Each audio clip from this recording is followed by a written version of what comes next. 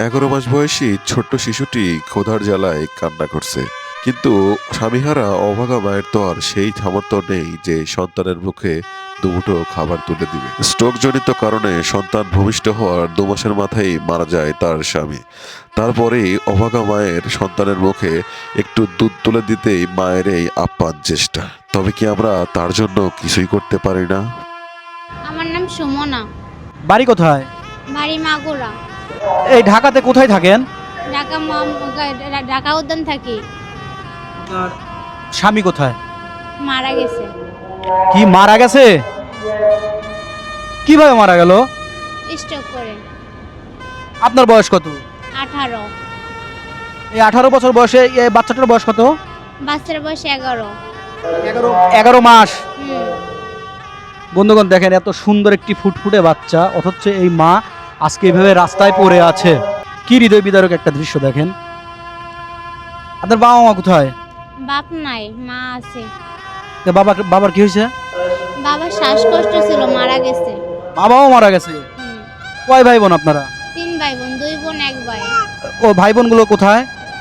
ছোট বোনের বিয়ে হয়ে গেছে আর ছোট একটা ভাই আছে, চাকরি করে। ওরা কি সেরকম খোঁজ খবর নেয় না? না। এই জন্য আপনি এই পথে আজকে হ্যাঁ এইভাবে আপনার জীবন চলছে। হ্যাঁ।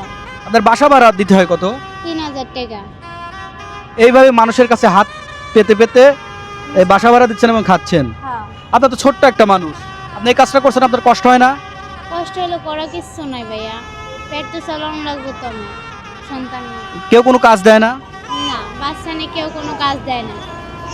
বন্ধুগণ, এটাই কিন্তু স্বাভাবিক। আসলে ছোট বাচ্চা নিয়ে কিন্তু কেউ কাজ দেয় না। দেখতে পারছেন যে ও আমার কাছে মানে কি বলবো, এই ছোট্ট একটা বাচ্চা, এই বাচ্চাকে নিয়ে এই মা এই পথে।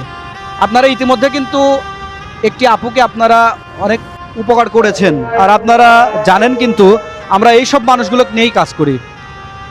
তো প্রিয় ভাই ও বোনেরা, আপনারা যারাই আছেন আমাদের এই ভিডিওটার সাথে, আমরা কি এই আপুটার জন্য কোনো কিছু করতে পারি না?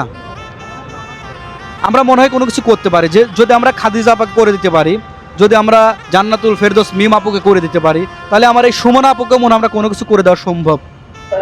আপনার কোনো কি মোবাইল বা কোনো নাম্বার টাম্বার আছে আপু?